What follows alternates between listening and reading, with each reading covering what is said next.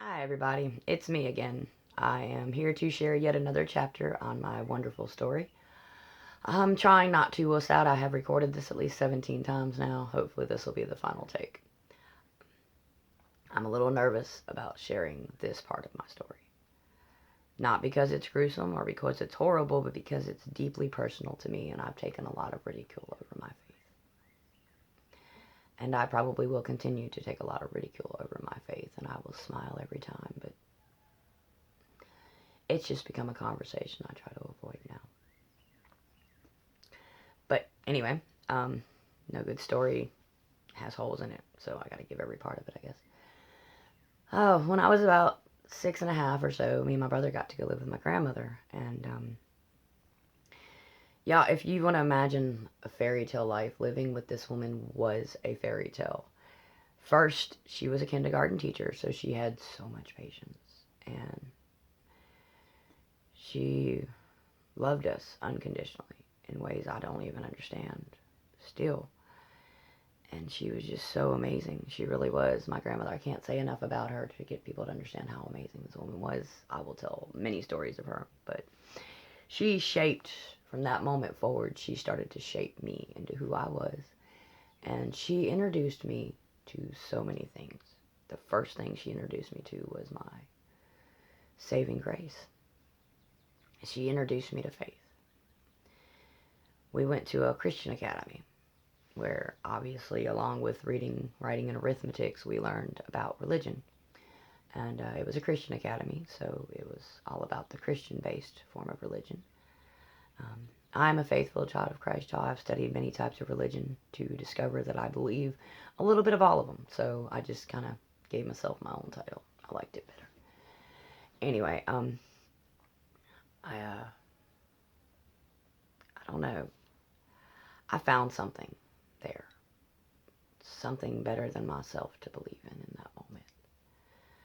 Stories of a man who sacrificed so much so that so many people could be saved from their own self.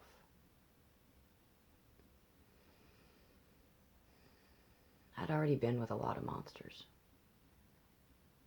But for that brief moment in my life, I got to live amongst angels. Like I said, my grandmother was like living with Mary Poppins if Mary Poppins didn't cook, because my grandmother couldn't cook. But she was creative, and she loved to sing. She never thought people had limits. And good people were good people, and bad people were just good people who were mistakenly doing things wrong. She lived in a fantasy world where everything was okay. Basically, she lived in Pleasantville. And it was so awesome. Between her blind faith, her beautiful personality, and just the experiences of living with her at that moment, if it wasn't for that, I probably would not have made it through the rest of my life. My grandmother opened my eyes to something better than myself. She planted the seed of what would be eventually my faith and would carry me through so many hard times in my life. And that's the biggest chore that you can ever do. Because you can't grow a tree without planting a seed. Faith is the same way. You got to give them hope at a young age, or they don't grow up having hope. And she gave me hope. We did things like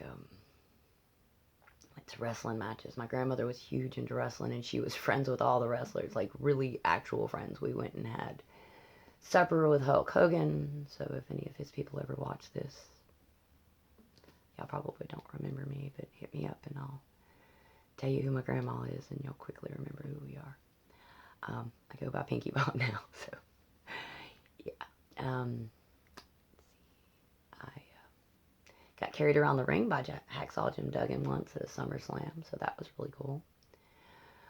We went clothes shopping with Elizabeth, Macho Man's wife. We just did things that most kids wouldn't have ever dreamed of doing that would have been possible. It was like a fairy tale, and we went to Disney. I went to Disney like 8 times that year. You know, it was like everything every bit of magic wrapped up into one quick moment. I found hope. I got to live like a princess. I got to be around famous people. I mean, I got to just, it was just so amazing. It was like just this quick, small glint of hope. An array of what was so dark. But unfortunately, like all good things, all dreams, all rainbows, all fairy tales, every one of them have an ending. And somewhere around there, around 7.5, we had to move again.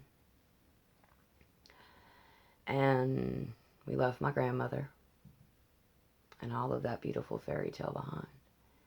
And for the next 1.5 years, we bounced from state to state, from place to place, from city to city. We never stayed anywhere more than a month.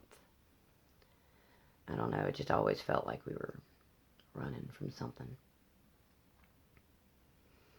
But about 10 years old or so, we finally settled in Las Vegas, Nevada. And, well, that's where I'm going to conclude this chapter. Because Vegas holds some dark times for me. And some changes. But y'all, I thank you so much for joining me into this trip of my life. I hope it does help somebody.